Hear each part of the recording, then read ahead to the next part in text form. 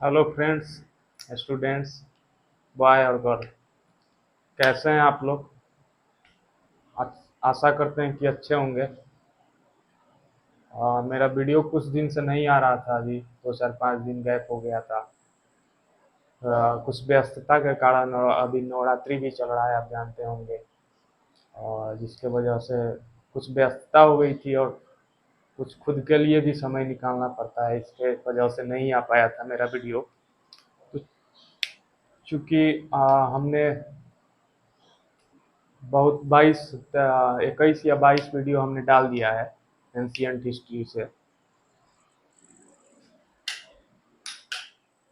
और आज का वीडियो बहुत ही ज़्यादा महत्वपूर्ण होने वाला है, क्योंकि कुछ इतिहास के बारे में हम लोग समझने की कोशिश करेंगे। इतिहास के रूपरेखा को समझने की कोशिश करेंगे, जो कि हिस्ट्री से ही संबंधित। अभी मेरा वीडियो आ रहा है, इसके बाद आएगा जो भी मेरा पूरा सिलेबस होगा। इसके बाद हमको लगता है कि मेडिएवल और मॉडर्न पढ़ने के बाद हम लोग फिर ज्योग्राफी पे आएंगे, पॉलिटी पे आएंगे। उसके बाद ज्योग्राफी देखेंगे, उसके बाद साइंस देखेंगे, ठीक है। तो यहाँ से 20 22 वीडियो मेरा 40 मिनट या 35 मिनट 30 मिनट के आसपास, ऑल एन एवरेज 40 मिनट के आसपास हमारा एक वीडियो का ड्यूरेशन होता है। और 22 वीडियो गया है, जिसमें कि आप काउंट कर सकते हैं कि कितने देर का वीडियो गया है और क्या समझदारी विकसित हो सकती है वहाँ से। उतने मिनट में अगर आप दे देते हैं वीडियो पे। कुछ चीज़ें हैं जो कि आपको दिख रही होगी कि आवाज़ को लेकर थोड़ा सा हमारा मतलब ये हो है, बीच बीच में थोड़ा सा आवाज़ में अप एंड डाउन फ्लैक्चुएशन होना, वो कॉन्फिडेंट नहीं दिखना। तो धीरे धीरे इम्प्रूव हो रहा है, आप भी देख रहे होंगे। अगर जो भी देख रहे होंगे उनको ये महसूस हो रहा होगा। तो चलिए आज का टॉपिक देख लेते हैं। मौर्य प्रशासन से हमारा, मौर्य साम्राज्य से चौथा वीडियो होगा। आपको लग रहा होगा कि लंबा है, लेकिन लंबा है नहीं, क्योंकि एक बार थोड़ा विस्तृत रूप से पढ़ने के बाद चीज़ें दोबारा नहीं जानी पड़ती है। बहुत सारी चीज़ें एक बार में ही समझ में आ जाती हैं, दूसरा बार में कलेक्ट कर लिया जाता है, इसलिए ड्यूरेशन थोड़ा लंबा हो रहा है। तो मौर्य साम्राज्य से हमारा ये चौथा वीडियो होगा। इस वीडियो में कुछ हम बताना चाहते हैं आपको हिस्ट्री को लेकर। पहला बात ये कि हिस्ट्री को या इतिहास को लेकर ये बहुत ही इंटरेस्टिंग सब्जेक्ट है। इससे भागने लगते हैं लोग, बहुत सारे तकलीफ होती है पढ़ने में जिनको, उनको एक बात मैं समझा देना चाहता हूँ कि हिस्ट्री या इतिहास जिसको बोलते हैं, अभी तो इसमें मुख्य रूप से अभी जैसे कि ये मौर्य साम्राज्य जो हम पढ़ा रहे हैं अभी, मौर्य साम्राज्य से ही हमने क्या क्या देखा। पहले देखा, शुरू में जब स्टार्ट किए इस चैप्टर को पढ़ने के लिए, तो इसमें देखा कि किस स्रोत से हमको जानकारी प्राप्त होती है, कहाँ से मौर्य साम्राज्य के बारे में जानकारी प्राप्त होती है, और किसी भी बुक में कहाँ से लिखा गया है। उन स्रोतों का वर्णन हम लोग देखें पूर्ण रूप से। और दूसरा होता है कि मुख्य रूप से उसमें शासक कौन कौन रहे। स्रोत में सभी देख लिए थे, कितने होते थे, 8 9 मुख्य रूप से स्रोत माने गए थे। जिसमें कि इंडिका होता है, मेगास्थनीज का अर्थशास्त्र होता है कौटिल्य का। और दूसरा जूनागढ़ अभिलेख होता है। और चौथा एक अशोक का अभिलेख और शिलालेख और स्तंभ लेख जो बनाए गए थे। ये सब मुख्य रूप से स्रोत निकल कर आते हैं। तो जहाँ से जानकारी इकट्ठा की गई है, और किसी भी बुक में अगर वर्णन की गई है, उस स्रोत के बारे में ही अगर हम लोग पूरे डिस्कशन के साथ देख लेंगे, तो फिर चीज़ें बचेंगी नहीं वहाँ से। और दूसरा बात फिर आ जाता है, स्रोत के बारे में संक्षिप्त रूप में जानने के बाद हम लोग देखें, थोड़ा बहुत शासक के बारे में हम लोग समझे। शिलालेख के अंतर्गत में ही थोड़ा सा अशोक के धर्म के बारे में या धर्म के बारे में हम लोग समझे थे, जो कि बहुत ही मुख्य बिंदु के रूप में जाना जाता है मौर्य प्रशासन के अंतर्गत। अशोक का धर्म, जो अपना धर्म चलाया था, उसको समझे। उसके बाद शासक को पढ़ना होता है कि मुख्य बातें क्या क्या, मुख्य मुख्य बातें रही शासक को लेकर। जो भी शासक हुए किसी भी साम्राज्य में, किसी भी वंश में, इतिहास में, उस शासक के अंतर्गत कौन कौन मुख्य मुख्य बिंदु रहे हैं, वो पढ़ने होते हैं। वो बहुत ज्यादा नहीं होते हैं, और उसी पे सबसे ज्यादा फोकस हमारा रहता है कि किसी भी शासक को लेकर बहुत ज्यादा पढ़ लिया जाए। लेकिन क्वेश्चन वहां से नहीं निकलते हैं। क्वेश्चन तो पूरा ऑल ओवर होलिस्टिक एक समझ विकसित करना होता है कि उस काल में हुआ क्या था, और किस तरह से चला था वो घटना का क्रम, किस तरह से चला था, उस क्रम में किस तरह से चेंजिंग हुआ था, चेंज क्या था, यही मुख्य रूप से जानना है। तो चेंजिंग यही देखना होता है कि शासक पढ़े, शासक के बाद हम लोग प्रशासन के बारे में समझते हैं कि वो उन शासकों के द्वारा किस तरह से मतलब प्रशासन किया गया था। प्रशासन के अंतर्गत में बहुत सारे प्रशासन आ जाते हैं, सैन्य प्रशासन आते हैं, नगर प्रशासन आते हैं, केंद्र का प्रशासन आता है, प्रांत का प्रशासन आता है, न्याय प्रशासन आ जाता है, राजस्व का प्रशासन आता है। यह सब प्रशासन जो होते थे राजा के द्वारा राज्य को संचालित करने के लिए, जैसे कि अभी केंद्र में अभी के वर्तमान समय में लोकतंत्र में प्रधानमंत्री और केंद्र में जो प्रशासन होता है और राज्य में जो प्रशासन होता है उसी तरह से था। उस प्रशासन के बारे में जानना होता है। और दूसरा तीसरा मुख्य रूप से ये सभी में ये सभी पूरे इतिहास में ये देखने को मिलेगा, पूरे मेडिएवल तक जब तक राजतंत्र भारत में थे तब तक इसी प्रशासन के अंतर्गत थोड़ा बहुत इधर उधर करके चलाया जाता था। तो ये मुख्य रूपरेखा होती है, इसको जब आप समझ लीजिएगा तो ब्रिटिश काल के समय तक का जो भी एक रूपरेखा बनकर निकल कर आता है इतिहास में, वो आपको पूर्ण रूप से समझ में आ जाएगी। तो ये प्रशासन के अंतर्गत पहला स्रोत, दूसरा शासक, तीसरा प्रशासन। प्रशासन में राज्य और प्रांतों के द्वारा जो प्रशासन किया जाता था, उस प्रशासन के अंतर्गत विभिन्न तरह के प्रशासन आते थे, वो देख लेंगे। और उसके बाद आता है फिर सामाजिक जीवन। उस समाज जो राज्य के अंतर्गत उस समकालीन समाज जो था उसमें क्या क्या विकसित हुई थी और क्या क्या मुख्य मुख्य बातें आती है। सामाजिक जीवन के बारे में पढ़ना होता है कि सामाजिक स्थिति कैसी थी, लोगों का सामाजिक स्थिति कैसा था। उसके बाद एक और टॉपिक आता है जो कि पढ़ना होता है आर्थिक जीवन से, मतलब कि इकोनॉमी कैसा था उस समय के राज्य का, इकोनॉमी का आधार क्या था, वो किस तरह से उसके अंतर्गत उद्योग धंधे या पूरे इकोनॉमी का एक बेसमेंट कैसे चलता था पूरे समाज का, मतलब इकोनॉमी और आर्थिक गतिविधि कैसे होती थी। तो आर्थिक जीवन के बारे में पढ़ना होता है। और राजनीतिक जीवन तो यही होता है जो राज्य के अंदर संचालित होते हैं, उसी को राजनीतिक जीवन के रूप में जाना जाता है इतिहास में। और तीसरा फिर लास्ट में एक पढ़ना होता है, सबसे मुख्य रूप माना जाता है, जो कि मेंस में भी उस टॉपिक से क्वेश्चन पूछे जाते रहे हैं हमेशा से। अब तो अनुमान लगाना थोड़ा सा डिफिकल्ट हो गया है, इसके वजह से ही ड्यूरेशन हम बढ़ा रहे हैं और चीजों को ज्यादा समझाने की कोशिश कर रहे हैं आपको, क्योंकि अब प्रिडिक्ट नहीं कर पाइए प्रीवियस ईयर से क्वेश्चन आने वाले हैं, प्रीवियस ईयर से कुछ होने वाले नहीं है नहीं, आप भूल जाइए इसको। दूसरा चीज अंत में आता है सबसे, हिस्ट्री के कोई भी अगर आप डायनेस्टी या वंश पढ़ रहे हैं तो सबसे अंत वाला भाग आता है कला और संस्कृति। संस्कृति में समझ रहे हैं ना, कला और संस्कृति का मतलब किस तरह से रहन सहन था, क्या क्या मतलब मनोरंजन के लिए या फिर कल्चरल गतिविधि किस तरह से थी, मतलब एक दूसरे से व्यवहार करने का तरीका क्या था, क्या क्या मतलब कल्चरल इवेंट किए जाते थे, सांस्कृतिक जो पहलू है उस पर उसको देखा जाता है।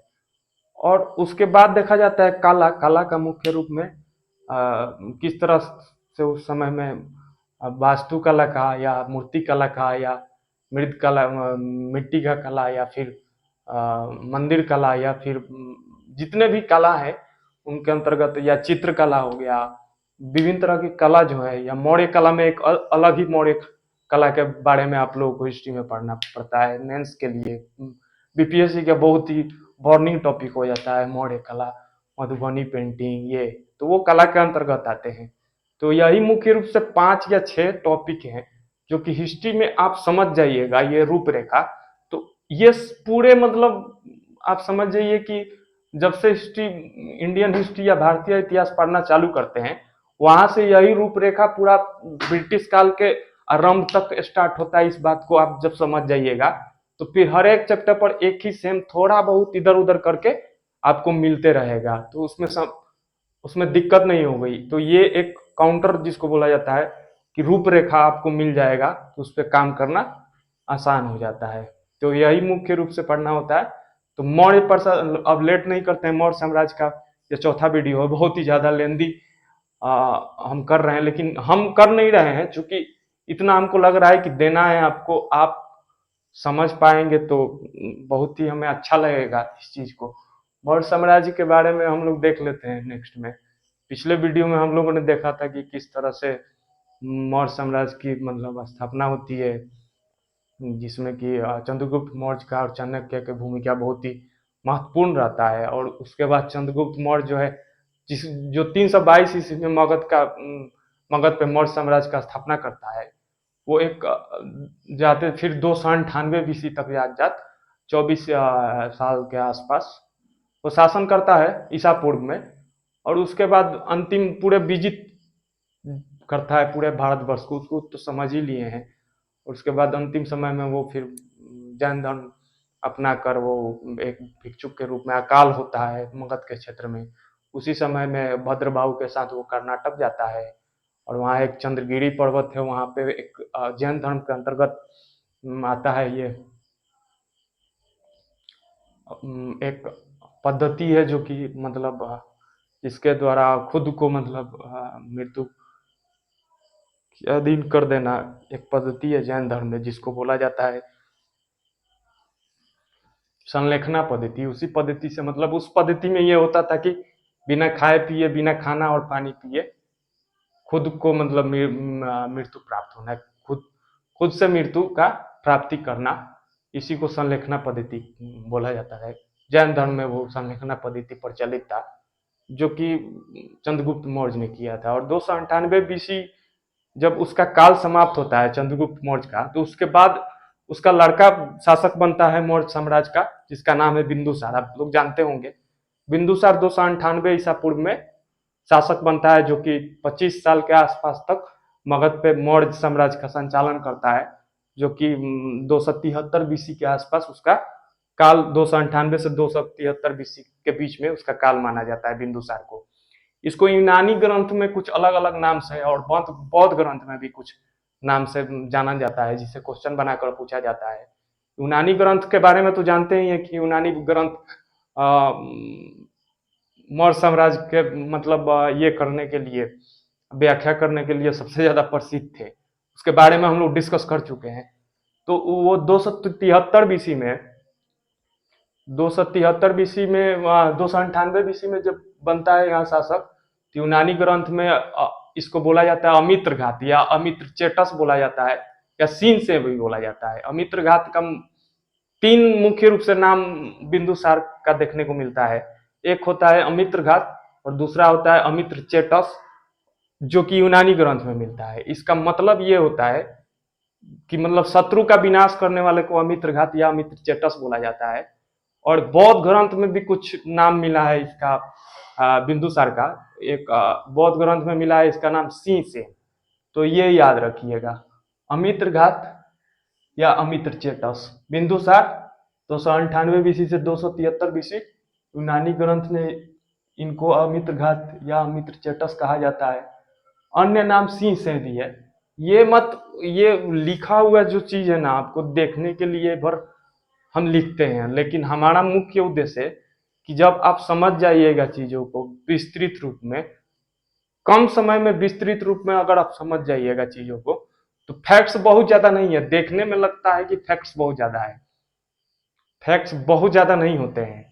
आप एक बार अगर कम समय में चाहेंगे कि विस्तृत रूप में समझ जाएं, अच्छे से समझ जाएं, तो फैक्ट्स दिक्कत नहीं देता है, वो ऑटोमेटिक ऑब्जेक्टिव रूप में टिक लग जाता है। और विस्तृत रूप में समझिएगा जब, तो आज के जो एग्जाम का पैटर्न है उसके हिसाब से भी आप कैरी आउट कर सकते हैं, कैरी कर लेंगे।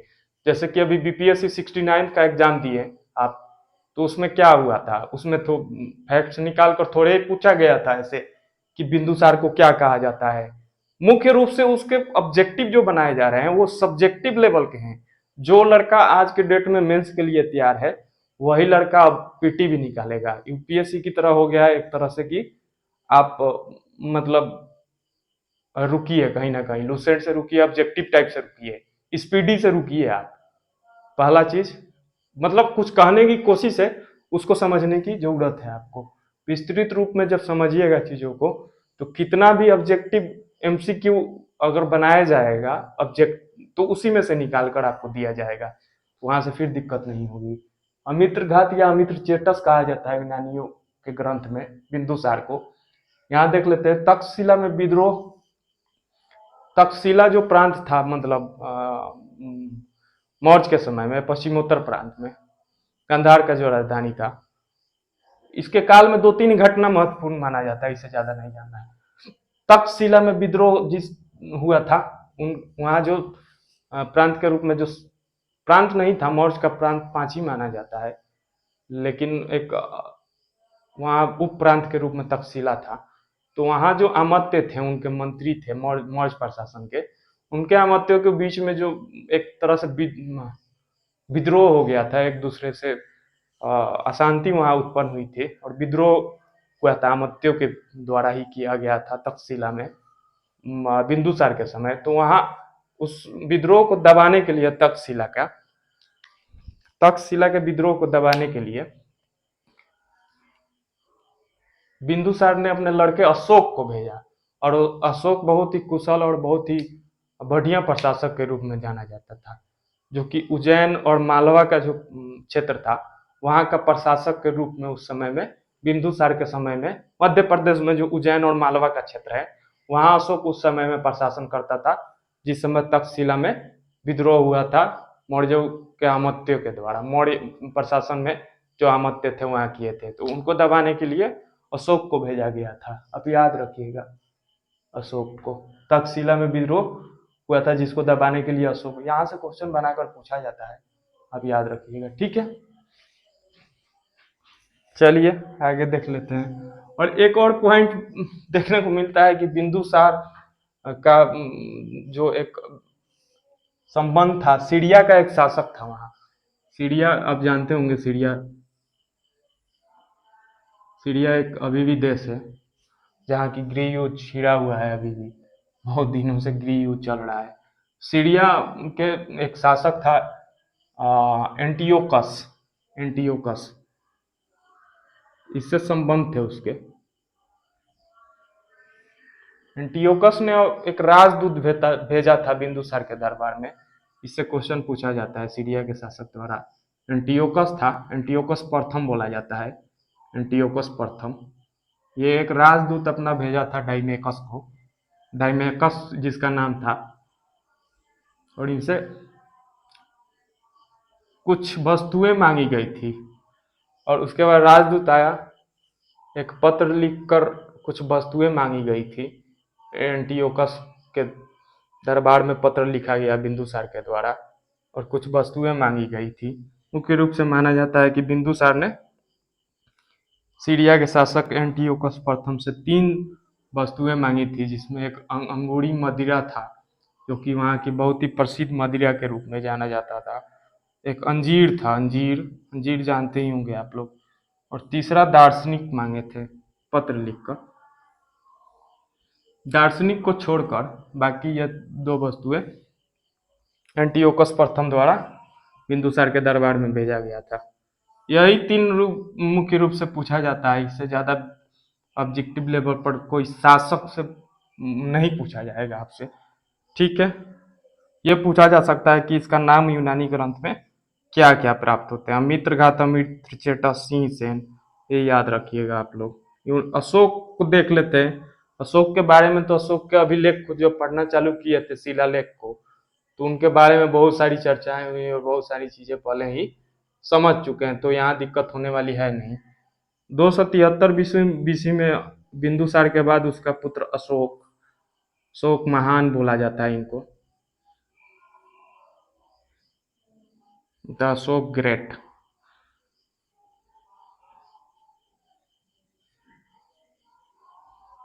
द अशोक ग्रेट भी बोला जाता है इनको। 273 बीसी में से 232 बीसी के काल के बीच में 273, ये डेट आप लोग बहुत ज्यादा फोकस मत कीजिएगा। जब आप एक क्रम समझ जाइएगा तो डेट कोई महत्वपूर्ण स्थान नहीं रखता हिस्ट्री में। ये बात आप लोग याद रखिएगा कि क्रम और क्रम के साथ जो चेंजिंग हुआ है वही याद रखना होता है, ठीक है। डेट से कोई खास मतलब नहीं रह जाता है, कहीं कहीं बीच बीच में याद रखिएगा बस। 273 ईसा पूर्व से 232 बीसी तक माना जाता है अशोक के शासनकाल को। समानता अभिलेखों में अशोक अभिलेख जो मिले हैं अशोक के, उसी अभिलेख से ही प्राप्त होता है हम लोगों को जानकारी। अशोक के शासन या अशोक के बारे में जो जानकारी प्राप्त होता है, पहले बता चुके हैं, अभिलेख में मिलता है सामान्यतः। और इनको अभिलेख में सामान्यतः जो है देवानपीय बोला गया है। देवानपीय, देवानपीय मतलब जितने भी अभिलेख मिले, ज्यादा से ज्यादा अभिलेखों में इनका नाम देवानपीय बोला गया है। देवानपीय का मतलब होता है कि देवों का प्रिय, देवों का प्रिय, देवों का प्रिय, देवों का प्रिय ही इसका अर्थ होता है देवानपीय का मतलब, ठीक है। जो अभिलेख मिले हैं उसमें और कुछ नाम प्राप्त किए गए हैं अशोक से, और वहां से क्वेश्चन प्राप्त बनाकर आपसे पूछा जाता है। देवानपीय तो बोला ही गया ज्यादा से ज्यादा अभिलेख में, कुछ अन्य नाम भी विभिन्न अभिलेखों से प्राप्त हुआ है अशोक का। भाबरू अभिलेख जो उसका था, ये भाबरू अभिलेख आप लोग जान लीजिए कि राजस्थान के जयपुर के पास में एक जगह है जहाँ से भाबरू अभिलेख प्राप्त हुआ है। भाबरू जगह है, राजस्थान के जयपुर के पास में है। ये अभिलेख में इसको प्रियदर्शी बोला गया है। प्रियदर्शी मतलब भाबरू अभिलेख से, ये याद रखिएगा कि किस अभिलेख से प्रियदर्शी बोला गया है, तो भाबरू से। और भाबरू है कहाँ? राजस्थान के जयपुर के पास में है भाबरू अभिलेख, ठीक है। इसमें इसको बोला गया प्रियदर्शी। प्रियदर्शी का मतलब होता है कि सबका प्रिय, सबका प्रिय, सबका प्रिय। क्या बोला गया है? सबका प्रिय। प्रियदर्शी का मतलब होता है, ये देख लीजिए अशोक के नाम को लेकर क्या क्या क्वेश्चन बनाया जाता है। ये भाबरू अभिलेख से बोला गया है जो राजस्थान के जयपुर में है। मस्की अभिलेख, मस्की अब पढ़े होंगे, मस्की अभिलेख बहुत ही महत्वपूर्ण अभिलेख है। ये मस्की अभिलेख कर्नाटक के रायचूर जिले जो है उसी के पास में अशोक का अभिलेख प्राप्त किया गया, जिसको मस्की अभिलेख बोला जाता है। इस अभिलेख में बुद्ध शाक्य बोला गया है अशोक को। मस्की जो कर्नाटक के रायचूर में है, वहां से जो प्राप्त हुआ है मस्की अभिलेख, वहां अशोक का नाम बुद्ध शाक्य बोला गया है, ठीक है। चार और एक और क्वेश्चन और ही बहुत ही ज्यादा बर्निंग होता है अशोक को लेकर, अशोक के नाम को लेकर। अशोक के नाम को लेकर इसमें बोला गया है कि चार अभिलेख जो है, चार मुख्य रूप से तो बृहद शिलालेख 14 है और स्तंभ लेख भी बहुत सारे हैं। 8 स्थानों 6 स्थानों से 7 स्तंभ लेख प्राप्त किए गए हैं। तो उस अभिलेख में जो बृहद या स्तंभ लेख है, जो अभिलेख हैं, उन सारे अभिलेखों में 4 अभिलेख जो है उस 4 ही अभिलेख में अशोक का नाम अशोक मिलता है। बाकी में देवानपीय या प्रियदर्शी या बुद्ध शाक्य मिलता है, ठीक है। तो 4 अभिलेख कौन कौन है और उनसे क्वेश्चन पूछा जाता है कि किस अभिलेख में, यहां से क्वेश्चन बनाया जाता है कि किस अभिलेख में या कितने अभिलेख में अशोक का नाम अशोक मिलता है। आपको पूछ देगा कि किस अभिलेख में अशोक का नाम अशोक मिलता है और 4 अभिलेख का नाम दे देगा, तो आप कंफ्यूज कर जाइएगा। तो याद रखिएगा, एक तो मस्की में बुद्ध शाक्य भी बोला गया है और जो कि कर्नाटक के रायचूर डिस्ट्रिक्ट में है, और इस मस्की में अशोक का नाम अशोक भी लिखा गया है। और दूसरा है गुर्जरा। गुर्जरा के बारे में आप लोगों को पिछले वीडियो में हम बता चुके हैं, इसमें भी प्राप्त हुआ है मस्की, गुर्जरा, नेतुर और उड्डेगोलम। ये 4 अभिलेख हैं जिसमें अशोक का नाम अशोक मिलता है। याद रखिएगा, इसको रटना पड़ेगा। मस्की, गुर्जरा, नेतुर और उड्डेगोलम, ये 4 अभिलेख जो है यहाँ से अशोक का नाम अशोक मिलता है। और रुद्रा दामन का जूनागढ़ अभिलेख जिसके बारे में चर्चा किए थे, और इसको समझने में बहुत दिक्कत होती है, रुद्रा दामन का जूनागढ़ अभिलेख था क्या। 5 बार 10 बार लोग पढ़ते हैं, रुद्रा दामन का जूनागढ़ अभिलेख नहीं समझ पाते हैं। तो इस अभिलेख से भी रुद्रा दामन जो शख्स शासक था, जो जूनागढ़ में अभिलेख बनाया था, उसके जूनागढ़ अभिलेख में भी अशोक का नाम अशोक मिलता है। तो ये नाम से संबंधित क्वेश्चन बनाकर पूछे जा सकते हैं। 10-15 क्वेश्चन यहाँ से निकाले जा सकते हैं। 4 जगह से अशोक का नाम अशोक मिलता है। कौन कौन? मस्की, गुर्जरा, नेतुर और उड्डेगोलम। भाबरू अभिलेख में प्रियदर्शी और मस्की में बुद्ध शाक्य। देवान पीएम तो समानता सभी जगह प्राप्त होता है उसका नाम। और इसके माता का नाम जो है 2 बताए गए हैं, लेकिन मुख्य रूप से इसका माता का नाम पसादिका बताया गया है। पसादिका याद रखिएगा। और पत्नी के बारे में बताया गया है कि अशोक की विभिन्न पत्नी है, कई पत्नियां थी। एक पत्नी का उल्लेख नहीं मिलता है, लेकिन मुख्य रूप से जो पत्नी का उल्लेख मिलता है उसके बारे में देख लेते हैं हम लोग। एक असंघमित्रा उसकी पत्नी थी, एक दूसरी महादेवी थी, तीसरी पद्मावती थी और एक कारुआकी थी। कारुआकी महत्वपूर्ण नाम हो जाता है अशोक के पत्नी के रूप में, क्योंकि ये प्रयाग में जो काशी के क्षेत्र में प्रयाग में जो एक स्तंभ लेख बनाया गया था अशोक के द्वारा, उस अभिलेख में इसका चर्चा मिलता है, कारुआकी का, अशोक के पत्नी का कारुआकी। ठीक है, और इसी वजह से उस प्रयाग के स्तंभ लेख, अशोक के स्तंभ लेख को रानी का अभिलेख भी बोला जाता है, रानी का अभिलेख। यह पूछता है, ये क्वेश्चन मिला भी है, प्रीवियस ईयर में मिला, इसलिए हम इस पे ज्यादा फोकस कर रहे हैं। कारुआकी जो अशोक की पत्नी थी, वो प्रयाग के स्तंभ लेख में इसकी चर्चा मिलता है और इसी वजह से इसको रानी का अभिलेख बोला जाता है। ये सब ये माना जाता है कि ठीक है, पत्नी जान लिए, संघमित्रा भी मिलता है, महादेवी मिलता है, पद्मावती मिलता है, और अन्य नाम मिलता है, तिस्रक्षिता, ये नहीं लिखे हैं, तिस्रक्षिता, ये भी, ये सब याद नहीं रखना है, जान लेना है बस। विभिन्न पत्नियों का नाम मिलता है और पुत्रियों का नाम दो मिलता है, बौद्ध धर्म से मिलता है। अशोक के पुत्र और पुत्री का नाम बौद्ध धर्म से मिलता है मुख्य रूप से। इसका पुत्रियां दो का नाम मिलता है, एक संघमित्रा और एक चारुमती, और पुत्र का दो नाम मिलता है, एक कुणाल और एक महेंद्र।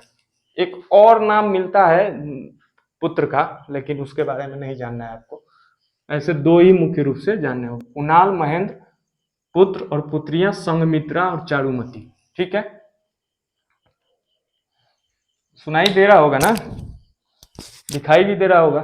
ठीक है, 273 ईस्वी में राजगद्दी प्राप्त करता है अशोक, जो कि उज्जैन और मालवा के क्षेत्र में प्रशासक था बिंदुसार के समय में। 273 ईस्वी में ये राजा बनता है, लेकिन राज्याभिषेक उसका 4 साल बाद होता है, 269 ईस्वी में, 269 ईसा पूर्व में इसका राज्याभिषेक किया जाता है। और अशोक से संबंधित जो अभिलेख बताए गए थे और मुख्य मुख्य घटनाएं थी, वो तो अभिलेख में हम लोग देख ही लिए हैं। एक कलिंग विजय के बारे में थोड़ा सा हम लोग समझ लेते हैं, ये महत्वपूर्ण हो जाता है। अशोक के समय में सबसे महत्वपूर्ण टॉपिक कलिंग विजय 261 बीसी में किया गया था। यहाँ से घटा लीजिए, 269 में राज्याभिषेक और 261 में कलिंग विजय। कलिंग ये भारत हो गया, ये भारत तो समझ लिए, ये भारत ये बहुत खराब मैप बना दिया, छोटा सा है। ये उड़ीसा का जो क्षेत्र था, वो मगध से सटा हुआ, पाटलिपुत्र या मगध के क्षेत्र से सटा हुआ क्षेत्र था उड़ीसा। एक समय में तो एक ही थे, बाद में अंग्रेजों के समय में। तो ये उड़ीसा का क्षेत्र को कलिंग बोला जाता है था उस समय में। कलिंग जो था, ये समुद्र के किनारे एक बहुत ही महत्वपूर्ण स्थल था मौर्य साम्राज्य के अंतर्गत। और ये नंद वंश के समय में, नंद वंश के घनानंद के समय में या फिर ये आजाद हो चुका था, स्वतंत्र हो चुका था। उससे पहले मगध में मिलाया गया था इसको हड़यक वंश के द्वारा, कलिंग को। लेकिन नंद वंश के समय में ये अपना एक स्वतंत्र सत्ता अपना स्थापित कर लिया था कलिंग। इसको जीतना बहुत ही महत्वपूर्ण हो गया था मौर्यों के लिए।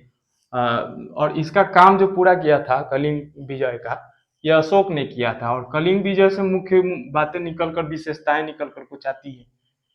261 बीसी में 8वें वर्ष में राज्याभिषेक के 8वें वर्ष, राज्याभिषेक के 8वें वर्ष में इसने कलिंग पे अभियान किया अशोक ने, और कलिंग पे एक विजय अभियान, सैन्य अभियान किया, इसको कैप्चर करने के लिए या अपना सत्ता मौर्य में मिलाने के लिए, मगध में मिलाने के लिए 261 बीसी में किया गया था। इसलिए महत्वपूर्ण था कि यह समुद्र के किनारे था, तो यहाँ से एक तो स्थल मार्ग से इसका समुद्र का जो किनारा था, वहां से जो बंदरगाह थी, यहाँ से सामरिक दृष्टिकोण से बहुत ही महत्वपूर्ण था, एक तरह से आर्थिक दृष्टिकोण से कलिंग मौर्य के लिए। ये ऐसे जगह पे था, इसका भौगोलिक स्थिति ऐसा था कि व्यापार और वाणिज्य के लिए बहुत ही बड़ा गतिरोध के रूप में जाना जाता था कलिंग का स्वतंत्र सत्ता मौर्य के समय में। ठीक है, क्योंकि यहाँ से स्थल मार्ग से, समुद्र मार्ग से जुड़ते थे और यहाँ से व्यापार बंगाल की खाड़ी से विभिन्न देशों में किया जाता था। इसके वजह से इसको जीतना ज्यादा जरूरी हो गया था और महत्वपूर्ण हो गया था।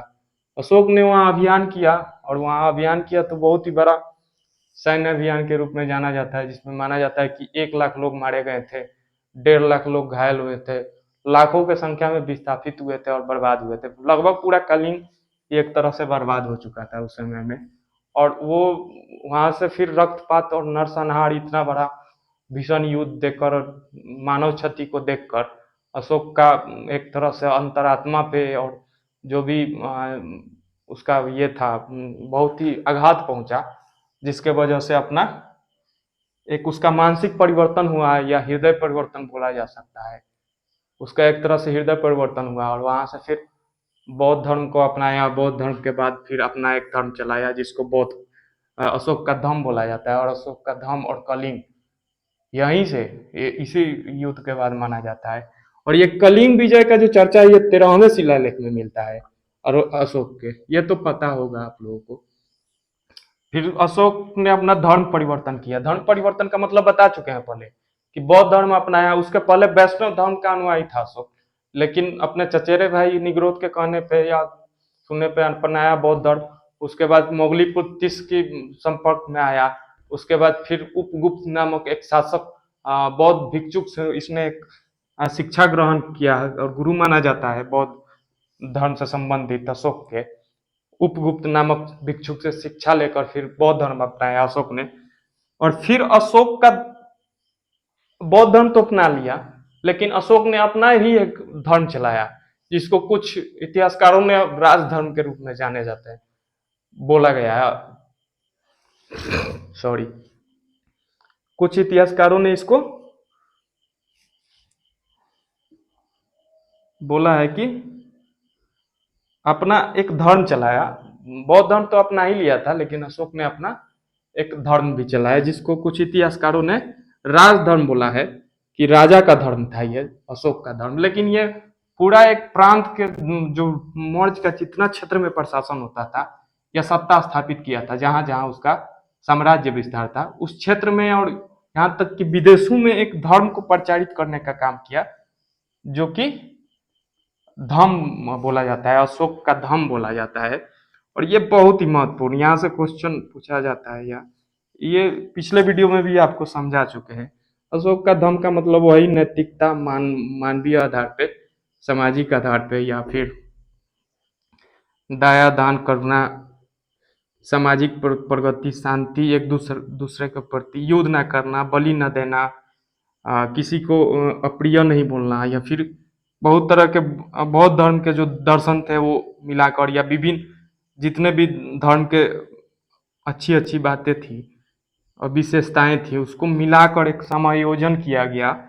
और विभिन्न धर्मों के जो अच्छी अच्छी बातें थी, ये नहीं कि बौद्ध धर्म से ही संबंधित था तो बौद्ध धर्म से मिलता जुलता था, लेकिन अलग अलग धर्मों से अच्छी अच्छी बातों का समायोजन करके एक अपना धर्म चलाया गया था, और प्रचार करने की इसको कोशिश की गई थी पूरे देश और विदेशों भर में।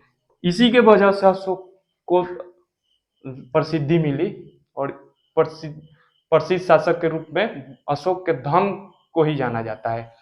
अशोक को उसके विजय अभियान के लिए नहीं जाना जाता है, अशोक को उसके धर्म के लिए जाना जाता है।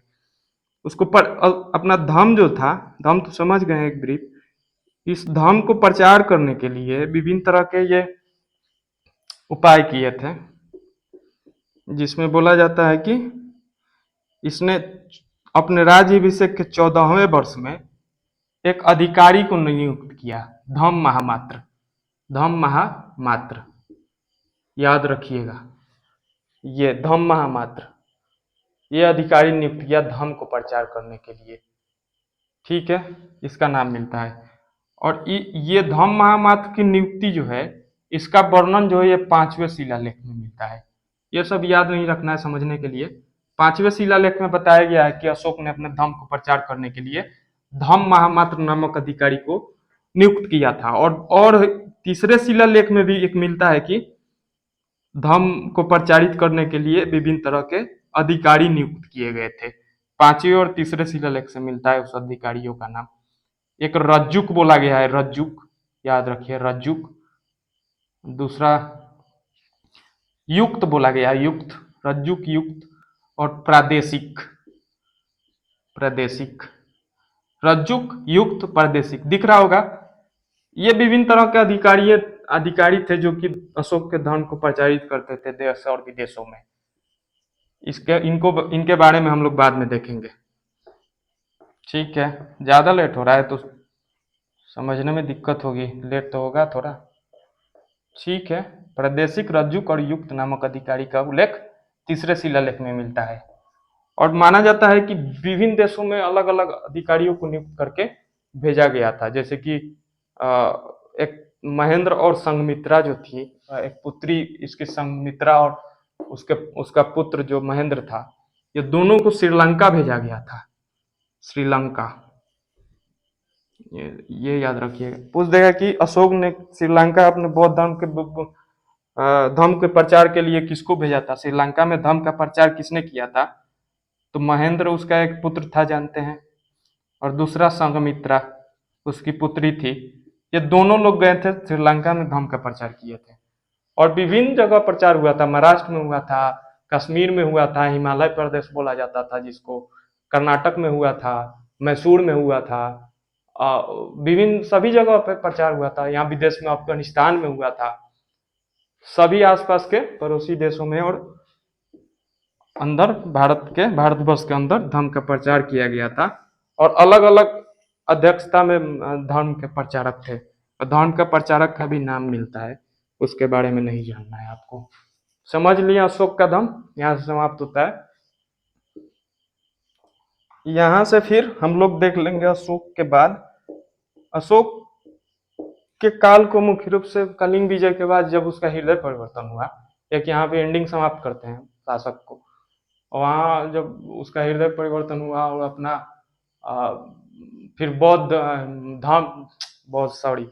धर्म के प्रचार के लिए जब अधिकारी नियुक्त किए गए, तो वहां से माना जाता है कि मगध पे जो एक विजय अभियान का और क्रम जो चला था, जिसको बिंबिसार ने स्टार्ट किया था, शुरुआत किया था, जो हड़यक वंश का प्रथम शासक था और मगध का प्रथम वंश के रूप में जाना जाता है। प्रथम वंश का प्रथम शासक बिंबिसार, जिसने अंग को जीत कर एक विजय अभियान और सशक्त महाजनपद के रूप में खड़ा किया था मगध को, वो क्रम विस्तार लेते लेते अशोक के समय तक ये विजय अभियान और सशक्त बनाने की कोशिश की गई।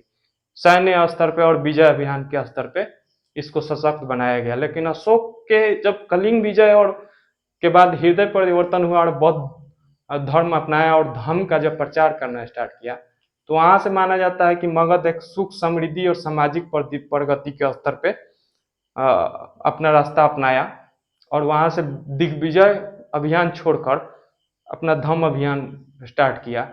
वहां से कुछ कमियां निकलकर सामने आई प्रशासन को लेकर। वहां से देखा जाता है कि धार्मिक प्रचार हुए और विभिन्न तरह के नैतिकता प्रचार हुए, लेकिन राजनीतिक गतिरोध आने लगे। फिर से सैनिकों में या प्रशासन में वो उल्लास या उत्साह नहीं रहा, उत्साह में चिंता देखने को मिलने लगी। सैन्य का जो ये होता था, प्रशिक्षण होता था या सैन्यों की देखरेख, सेना की देखरेख होती थी, जो प्रशासन या एक तरह से सशक्त साम्राज्य बनाए रखने के लिए जरूरी होता था, वहाँ उसके बाद से कमी उस क्षेत्र में आने लगा।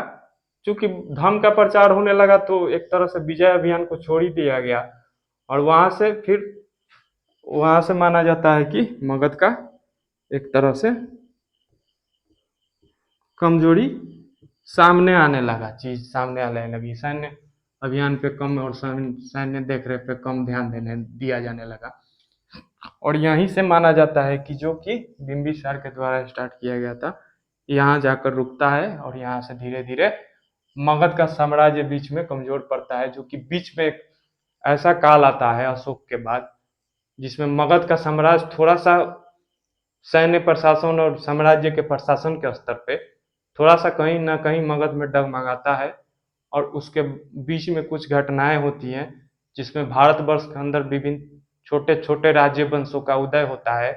और उसी क्रम में मौर्य साम्राज्य के बाद उसी क्रम में मौर्य साम्राज्य के अंतिम समय के समय में ही विदेशों से भी आक्रमण होता है, मध्य एशिया से विभिन्न वंशों का आक्रमण होता है भारत पे और उसी समय में भारतवर्ष में भी विभिन्न तरह के साम्राज्य, जो छोटे छोटे राज्यों का उदय होता है। तो ये घटनाएं आप लोग नेक्स्ट में पढ़ेंगे, विदेशी आक्रमण, और वो परिस्थितियां अगले वीडियो में देखेंगे। अगले वीडियो में तो भी खत्म करना है मौर्यों को। इसको देख लेते हैं, प्रशासन अब देख लेते हैं। प्रशासन से चूंकि निकल कर आते हैं क्वेश्चन, तो प्रशासन के रूप में आपको बता ही दिए थे कि केंद्र का प्रशासन होता था, प्रांत का प्रशासन होता था। माना जाता है कि बहुत ही शक्तिशाली केंद्रीय प्रशासन था, जो कि पाटलिपुत्र में स्थापित किया गया था। और ये प्रशासन जो है, इसमें केंद्र का जो प्रशासन था उसके बारे में जो हमको जानकारी मिलती है, या जितने भी प्रशासन है, नगर का प्रशासन होता था, पाटलिपुत्र का अलग प्रशासन था, गांव का अलग अलग प्रशासन था, प्रांतों का अलग प्रशासन था। वो क्रम हम लोग आगे वीडियो में देख लेंगे। उसके बारे में जानकारी मुख्य रूप से 4 स्रोतों से प्राप्त होती है प्रशासन को लेकर। उसमें एक तो है इंडिका, और दूसरा अर्थशास्त्र, तीसरा जूनागढ़ अभिलेख, और चौथा अशोक के अभिलेख। ठीक है, ये 4 ही मुख्य रूप से स्रोत माने जाते हैं प्रशासन को लेकर, ना कि पूरा साम्राज्य को लेकर। तो इसमें अर्थशास्त्र में ही मुख्य रूप से जो बताया गया उसके बारे में अभी देख लेते हैं, और नेक्स्ट वीडियो में पूरे प्रशासन को समाप्त करके थोड़ा सा सामाजिक धार्मिक जीवन को देखकर अंत में कला, मौर्य कला को समझकर खत्म करेंगे इसको। तो इसमें देख लेते हैं कि क्या हुआ था प्रशासन को लेकर। समझ में आ रहा होगा ना, रिकॉल करने की कोई जरूरत नहीं है। मौर्य प्रशासन का भारतीय इतिहास में महत्वपूर्ण स्थान है। यह भारत की प्रथम केंद्रीयकृत प्रशासन प्रणाली का उल्लेख मिलता है यहाँ से। प्रशासन का केंद्र बिंदु जो था, प्रशासन का केंद्र मतलब सेंट्रलाइज्ड पावर जो था, वो राजा के हाथों में अशोक या मौर्य में चंद्रगुप्त मौर्य के समय से ही राजा के हाथों में होता था। मतलब कि न्यायपालिका, व्यवस्थापिका और फिर कार्यपालिका, ये 3 आज भी अंग माने जाते हैं जो सरकार के, जिस तरह से राष्ट्रपति में निहित होता है या व्यवस्थापिका सब चीज का आज के समय में। लेकिन ओरिजिनल वास्तविक रूप में उस समय में कार्यपालिका, न्यायपालिका और व्यवस्थापिका जो था, उसका केंद्र बिंदु राजा ही होता था, ये जान लीजिए आप मौर्य प्रशासन में। लेकिन कौटिल्य के अर्थशास्त्र में राजा का मंत्री, और इसको संचालन के लिए, ये 3 स्तंभ को संचालन करने के लिए मंत्री परिषद का भी उल्लेख मिलता है। ये अर्थशास्त्र से जानकारी मिलता है, ये याद रखिएगा। क्या राजा केंद्र बिंदु होता था कार्यपालिका, न्यायपालिका, व्यवस्थापिका का, लेकिन कौटिल्य के अर्थशास्त्र में राजा का मंत्री परिषद, इसको सहायता करने के लिए, 3 स्तंभ को चलाने के लिए सहायता की जरूरत होती थी। उसको सहायता के लिए एक मंत्री परिषद का गठन किया गया था। मंत्री परिषद आज के रूप में जान सकते हैं। मंत्री परिषद का जो होता है, उसके अंतर्गत मंत्रिमंडल होता है। उसी तरह से अभी भी है, अभी जो है उसी तरह से उस समय में कुछ नाम अलग अलग मिलते हैं।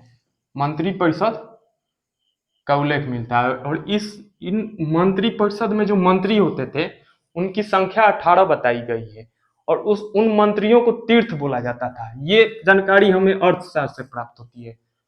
18 तीर्थों का वर्णन जो है वो बताया गया, जो कि मंत्री परिषद के अंतर्गत होते थे। और ये विभिन्न विभागों के अभी जो मंत्री होते हैं, जैसे मंत्रिमंडल या मंत्री परिषद में विभिन्न तरह के विभाग मिलते हैं, उसी तरह से विभाग मिले थे उस समय में भी। तो 18 जो तीर्थ थे जिनको मंत्री अभी के रूप में, उस समय मंत्री को तीर्थ बोला जाता था। तीर्थ मिलता है, तीर्थ समझिएगा, तीर्थ क्या होता है। अर्थशास्त्र में जो मंत्री परिषद की वर्णन किया गया है, और उस मंत्री परिषद में जो मंत्री होते थे उनको तीर्थ बोला गया है, और ये तीर्थ 18 होते थे। ठीक है, ये तीर्थ 18 थे।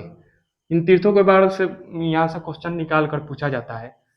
1 नंबर में जो था, मुख्य जो था, 18 तीर्थों के बारे में थोड़ा थोड़ा समझ लेते हैं, एक ब्रीफ ले लेते हैं। प्रधानमंत्री मुख्य तीर्थ के रूप में जाना जाता था। और ये तीर्थ 18 तीर्थ जो होते थे, जो राजा के अधिकारी, विभिन्न तरह के सैकड़ों अधिकारी या पदाधिकारी होते थे, उनको अमात्य बोला जाता था। और उसी अमात्य में एक उपदा परीक्षण होता था, जैसे कि एग्जाम होता था ऐसे। उस उपदा परीक्षण के द्वारा ही मंत्री परिषद में मंत्री इनको बनाया जाता था। तो उन अमात्यों में से ही छांट कर तीर्थ बनाया जाता था या मंत्री बनाया जाता था। यह समझ के रखिएगा। ठीक है, एक नंबर प्रधानमंत्री। प्रधानमंत्री वही मुख्य प्रधानमंत्री है। इनको पुरोहित भी बोला जाता था।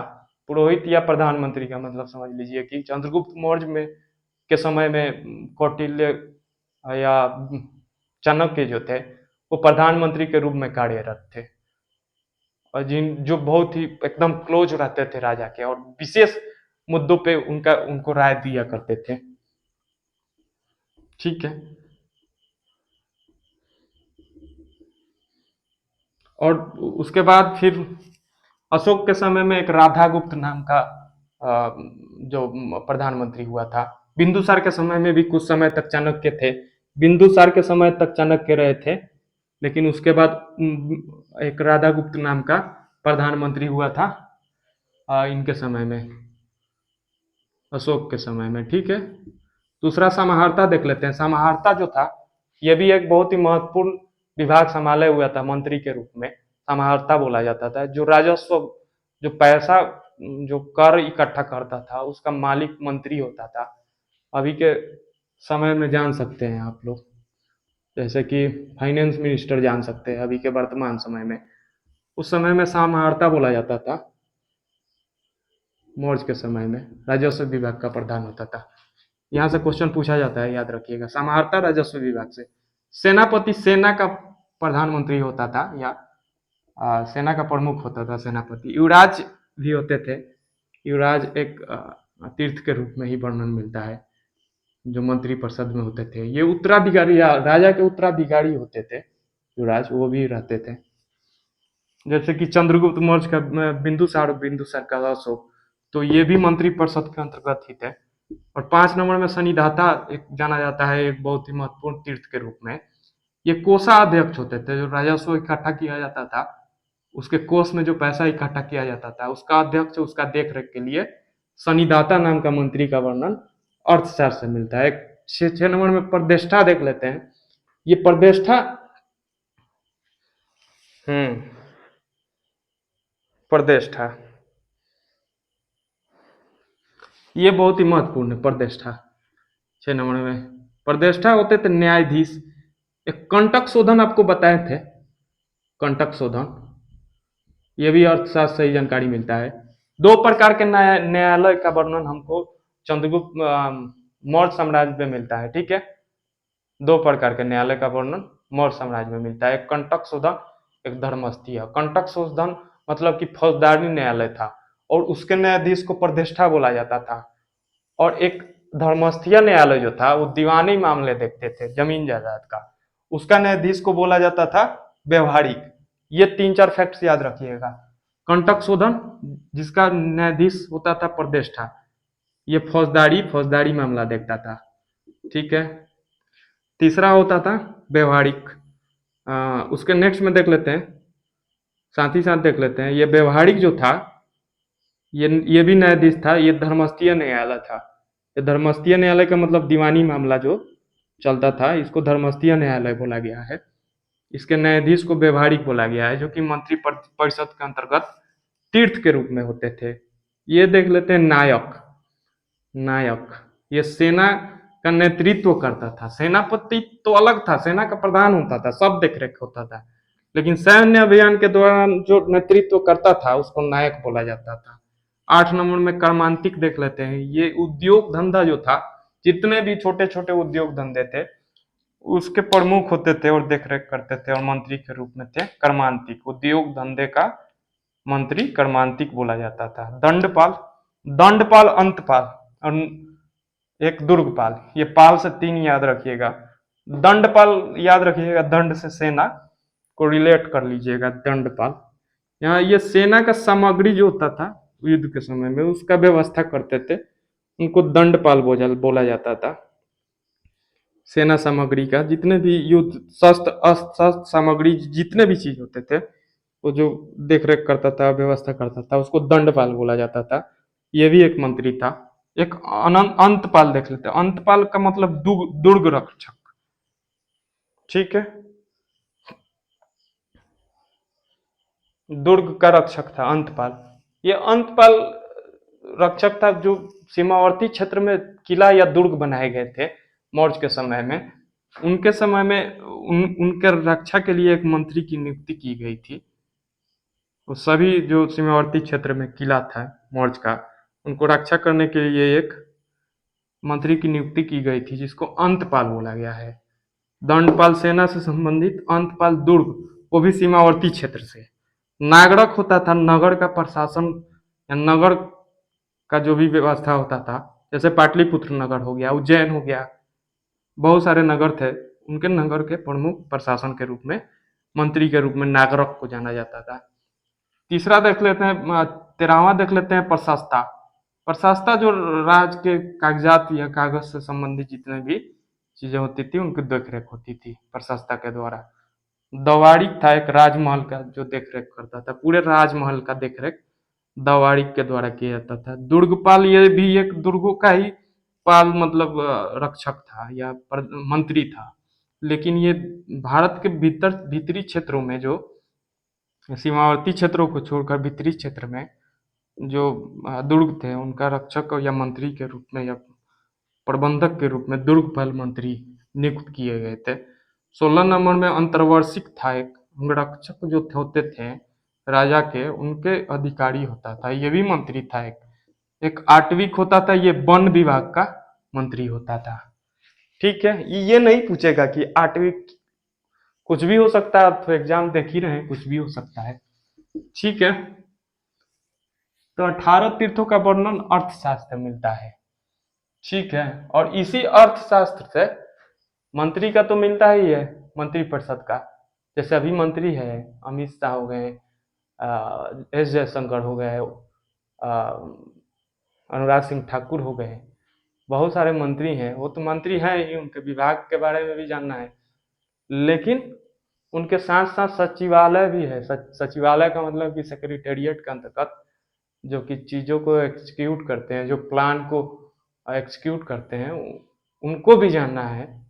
तो वो भी यहाँ अर्थशास्त्र से प्राप्त होता है। विभिन्न विभाग, विभिन्न तरह के विभाग बनाए गए थे मौर्य प्रशासन के अंतर्गत। उन विभागों के अध्यक्ष की नियुक्ति की गई थी, जो कि अध्यक्ष प्रचार एक जो बताए थे अर्थशास्त्र में 15 अधिकरण है, उसमें से एक अधिकरण अध्यक्ष प्रचार के बारे में वर्णन देता है।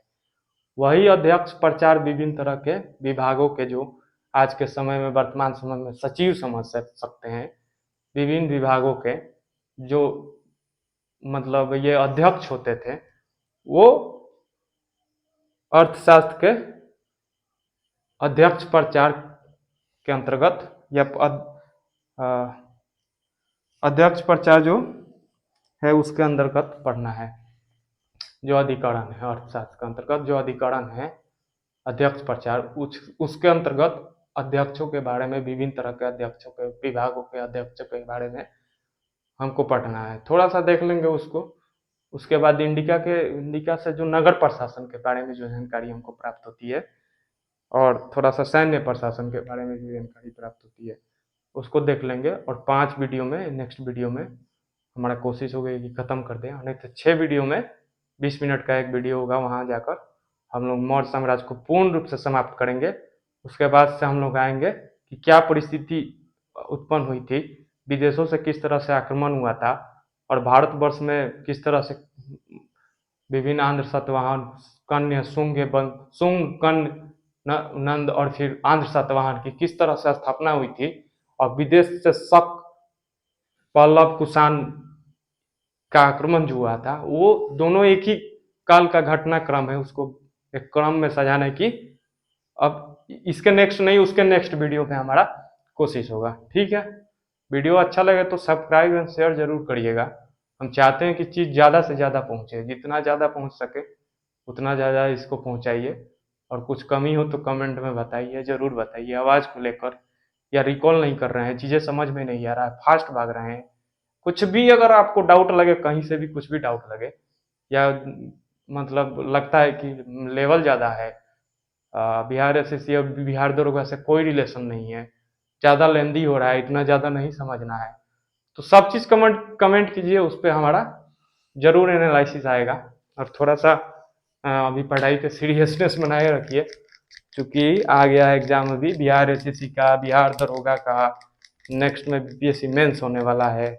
बहुत सारी एग्जाम है बिहार से रिलेटेड, अन्य स्टेट से रिलेटेड, या फिर सेंटर से रिलेटेड, जो जिसमें हिस्ट्री से क्वेश्चन पूछे जाते हैं या विभिन्न तरह के जीएस के सब्जेक्ट से जो भी क्वेश्चन पूछे जाते हैं। तो आप थोड़ा सा सीरियसनेस बनाए रखिए, अभी थोड़ा सा सीरियसनेस के बाद थोड़ा सा मुस्कुराया जाएगा, ठीक है। Thank you.